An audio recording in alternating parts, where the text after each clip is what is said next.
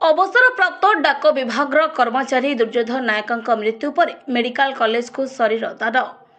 गंजाम जिला धराकोट ब्लॉक अंतर्गत माणिक्यपुर ग्रामर अवसरप्राप्त डाक विभाग कर्मचारी दुर्योधन नायक गतकाली संध्यारे 78 वर्ष बयस मृत्यु होइछि। मृत्यु बेलू पाखरे पुओ झील बोहू और नाती नातुणी माने उपस्थित रही।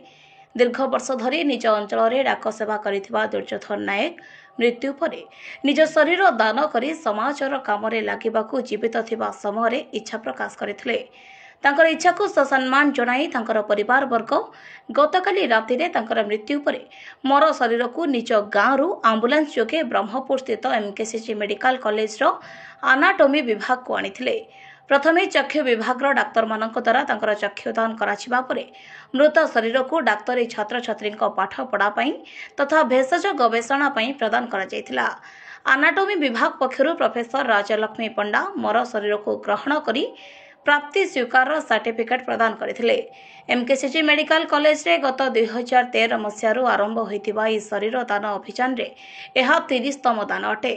राज्य रे सबुठारू अधिक शरीर दान कराई ब्रह्मपुर और एमकेसीजी मेडिकल कॉलेज एक क्षेत्र रे रेकर्ड सृष्टि करि परिछन्ते। निजर आवश्यकता पूर्ण हेबा सह राज्यर अन्य मेडिकल कॉलेज को भी मर शरीर देवारे सक्षम होई परिछि एमकेसीजी। एठारे उल्लेखयोग्य जे विश्व स्वास्थ्य संगठन निर्देशावली अनुसार प्रति 10 जन छात्र छात्री पाठ पढ़ा गोटे मर शरीर दरकार पड़ुवा बेले वर्तमान बहुत कम मर शरीर उपलब्ध होउछि। शरीर दान समय मृत दुर्योधन नायक पुओ तथा अखिल भारत किसान मजदूर सभार राज्य संपादक प्रताप नायक, संगठन जातीय संपादक भालचंद्र षडंगी, मानववादी हेतुवादी संगठन जिला संपादक के नांदेशु सेनापति, लेखिका डॉक्टर विधुप्रभा रथ, किशोर मिश्र, शिक्षाविद श्याम सुंदर खड़ंगा, आईएफटीयू सभापति तथा कर्मचारी नेता प्रताप प्रधान, सामाजिक कर्मी आदित्य रथ, बासव राजू, जामुला सुरेश, युव नेता धर्मवीर उल्ला नायक, छात्र नेता कान्हू प्रधान, प्रदीप प्रधान, फ्रेंड्स हेल्पिंग क्लब सभापति सत्यकाम पत्र, उपसभापति पी श्रीनिवास राव, पी किरण कुमार, के पुरुषोत्तम सुबुद्धि, मेडिकल सिक्योरिटी कर्मचारी यूनियन नेतृत्व तथा परिवार अनेक सदस्य योगदान करथिले। बॉडी देउछन्ते एनाटॉमी डिपार्टमेंट को याकू मिसेकी प्राय एटा 30तम कहले चले। बहुत जन आसिक मृत्यु पर 2 जन डाक्तर मध्य देइछन्ती आ जने डाक्तर पत्नींकर भी अछि।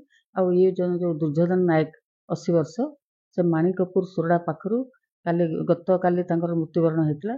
से चक्षुदान सहित तांकर शरीर मध्य एनाटॉमी डिपार्टमेंट को दान करछन। आगरु सब मानिकर माने सब आर्टिफिशियल रे बहुत जगह सब डिसेक्शन करुछन्ती, किंतु ब्रह्मपुर मेडिकल कॉलेज रे बॉडी मनुष्यर बॉडी को नहीं काटिके से माने करुछन्ती। ता छडा फुलवाणी, कोरापुट, कलाहांडी मेडिकल कॉलेज मध्य आमे सप्लाई करछु। हम ब्रह्मपुर होची माने गोटे मेडिकल कॉलेज जोटी हाईएस्ट नंबर ऑफ बॉडी अछि वर्तमान।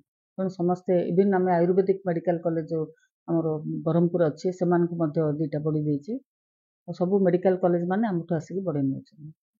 विधु प्रभा रथ आ मानववादी हेतुवादी संगठन जन सक्रिय सदस्य आम जो शरीरदान मेडिकल कॉलेज आज नायक बाबू करागला आमे बहुत माने निजे परिवार वर्ग को आमे कृतज्ञता जनाऊँ। से जहाँ एमकेसीजी मेडिकल कॉलेज स्टूडेंट मान शरीरदान कर धीरे धीरे आमर हेतुवादी मानववादी संगठन और फ्रेंड्स क्लब को तरफ जो आयोजन करा मानव शरीर को मरीगला देवाई मेडिकल कॉलेज स्टूडेंट को पढ़ाई गोटे बहुत बड़ महत्व अंगदान महदान भाव में परिणत होती।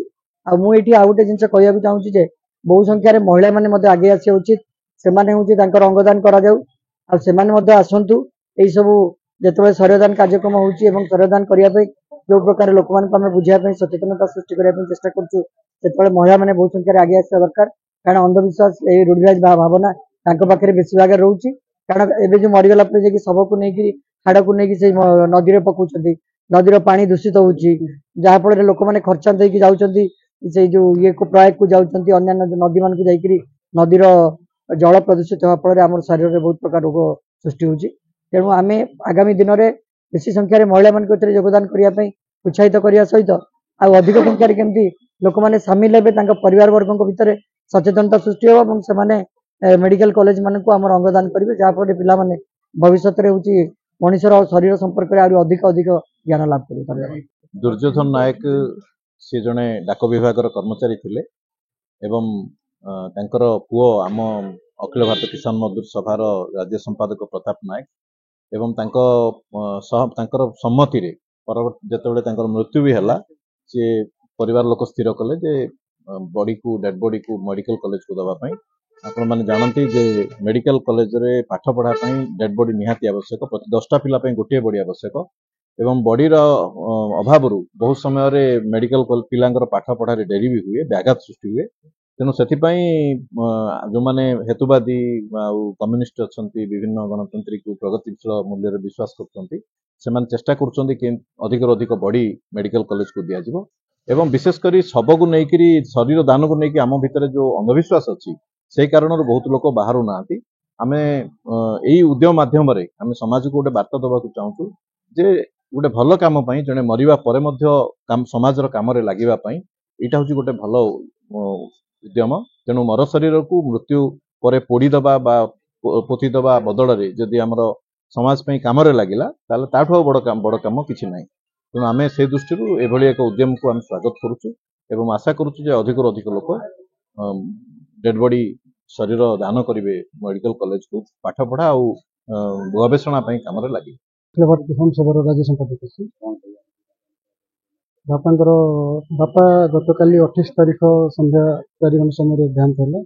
ଦେହାନ୍ତ ହେଲା ପରେ ତାଙ୍କର ମର ଶରୀରକୁ ମୁଁ ମେଡିକାଲ କଲେଜକୁ ଦାନ କରିବା ପାଇଁ ନେଇକି ଆସିଥିଲି। ଆଉ ବାପାଙ୍କର ଶେଷ ଇଚ୍ଛା ଥିଲା, ବାପା ତାଙ୍କ ଜୀବନରେ ଡାକ ବିଭାଗରେ କାମ କରି ଲୋକ ପାଇଁ ସମାଜ ପାଇଁ କାମ କରୁଥିଲେ।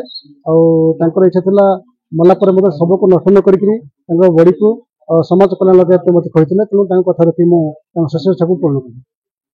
ବ୍ରହ୍ମପୁରରୁ ଗୋପାଳ କୃଷ୍ଣ ରେଡ୍ଡୀଙ୍କ ରିପୋର୍ଟ, ଗଞ୍ଜାମ ସମାଚାର।